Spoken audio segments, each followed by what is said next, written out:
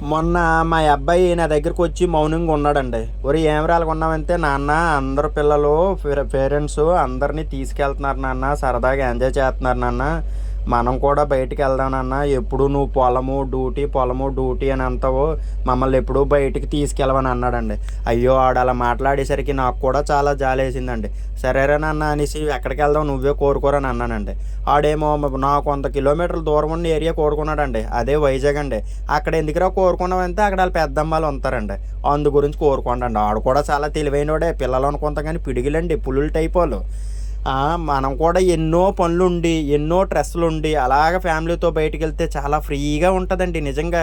నాకు ఆ 2 రోజుల ముందు ఫుల్లు స్ట్రెస్సు, పని ఒత్తిడి, అది ఒత్తిడి, ఇది ఒత్తిడి. సరదాగా ఫ్యామిలీతో బయటికెళ్ళి ఎంజాయ్ చేస్తే చాలా హ్యాపీగా ఫీల్ అయ్యారండి. మెయిన్‌గా మా అబ్బాయి చాలా హ్యాపీగా ఫీల్ అయ్యాడండి. మా అబ్బాయి ఆనందం చూసి మా ఆవిడ కూడా చాలా హ్యాపీగా ఫీల్ అయిందండి. అలాగ ఎంజాయ్ చేస్తూ మురి మిక్చర్ కూడా చేయించుకొని మురి మిక్చర్ కూడా తిన్నామండి. అలాగే మీ ఫ్యామిలీలో కూడా చాలా స్ట్రెస్‌లు, ఇబ్బందులుంటే సరదాగా అలా ఫ్యామిలీతో బయటికెళ్ళండి. ఎళ్తూ ఎంజాయ్ చేయండి. చాలా హ్యాపీగా ఫీల్ అవుతారండి వాళ్ళు కూడా. అలాగే నా వీడియో నచ్చితే లైక్ చేసి సబ్స్క్రైబ్ చేయండి ఫ్రెండ్స్. మీ వరకు వచ్చిందంటే మీరు నాకు సపోర్ట్ చేయాలనేసి నేను కోరుకుంటున్నాను ఫ్రెండ్స్. డెఫినెట్‌గా మీరు కూడా నాకు సపోర్ట్ చేస్తే ఇలానే మరి మంచి వీడియోలతో మీ ముందుకొస్తాను ఫ్రెండ్స్. ఓకేనా ఫ్రెండ్స్? అలాగే ఈ ఫ్యామిలీతో ఈ స్ట్రెస్ ఉండేటప్పుడు అలాగ మనం బయటికెళ్ళామనుకోండి చాలా హ్యాపీగా ఉంటదండి. నిజం నా మాట నమ్మండి.